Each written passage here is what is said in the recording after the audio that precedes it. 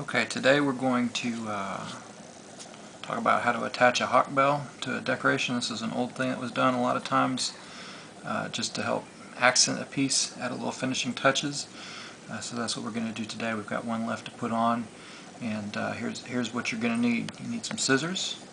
You obviously need your bells. You get a little wax, and you have a pencil to mark your spots, and also you want some thread that's going to be pretty significant. Not just sewing thread, but you're going to want like some hand quilting thread that's pretty thick, because again you're going to have this hanging off the bottom. You're going to want it tied in pretty good. So we've already cut our thread, and to thread your needle you just want to make sure that it's doubled over. That way you kind of strengthen up what's coming through that bell, make it good and durable.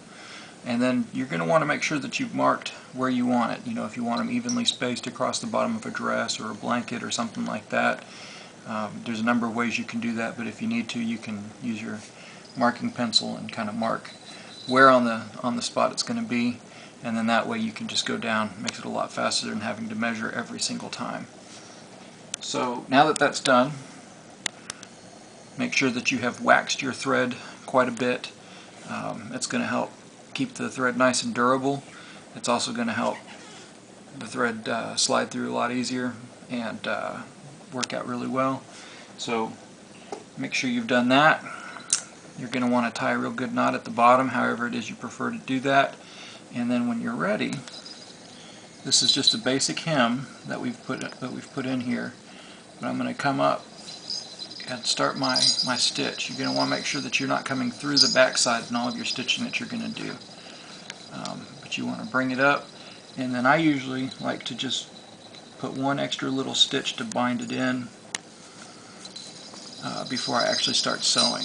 And then that way you've got a knot to back it up, and then you've got this extra little bite to do it. Now these bells have a little backing like this. Some of them have what they call a shank, and they're different. That kind of depends on how old the bell is. But with the loop, all you want to do is just hang it off the bottom, and then when you're sewing, you just want to get enough of it that you can kind of come up and cinch it down. And so you don't want it tightened up real close against there, because it's going to need a little bit of space between it so you can get that good sound off the bottom of the bell. And you're just going to want to take a few stitches around each side. Now this is the bottom of a blanket, and so there's always the possibility that the bell can get stepped on or something like that. So I want to make sure that I've tied it in real good so that it's not going to, pull out. Because if I go through the material and do it real simply, then it's likely that it can tear the material. So as I'm trying to stitch, I've got a couple layers here. I've got it trying to stitch through the taffeta and then the wool underneath, and not all the way through to the other side of the taffeta. But all you're going to do is you're going to come down that little bit of that clasp there and then make your way back up. It's not very hard. You just want to make sure it's nice and tight. Sometimes people like to have their bells so that they dangle and move around. In the end, I find that gives you movement, and it can help the sound some, but at the same time it also is a lot weaker, and it's more likely to fall off. If something grabs hold of that bell, it's more likely to come off the bottom of the piece that you're doing or whatever. And so I tend to like mine nice and tight up against the cloth itself. So as you're going, you just want to make sure it's good and tight. If you start to get it bound up like that, just even it out and just keep going as best as you can. Now, as we do the last couple stitches here, we want to make sure that we kind of come out to the end. Like I said, you want to have a good grip on it.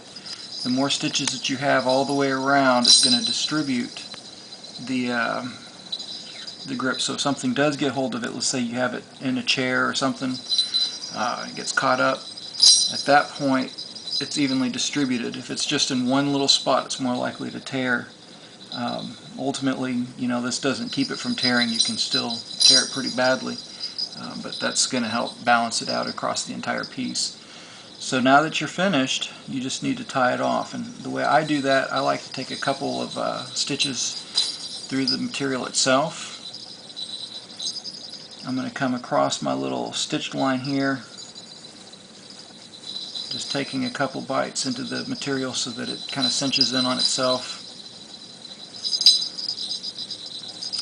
And this will be my last one, and I'll tie my knot. So now we bring that through, tie our knot, cinch this down, and if you don't want the thread hanging out, you can put that just kind of buried underneath the hem here, just like so. Once you get this all kind of tucked in and finished, it's just going to be a simple matter of using your scissors to trim it, and you'll be finished. And that is how to attach hawk bells. Thanks very much and have a good day.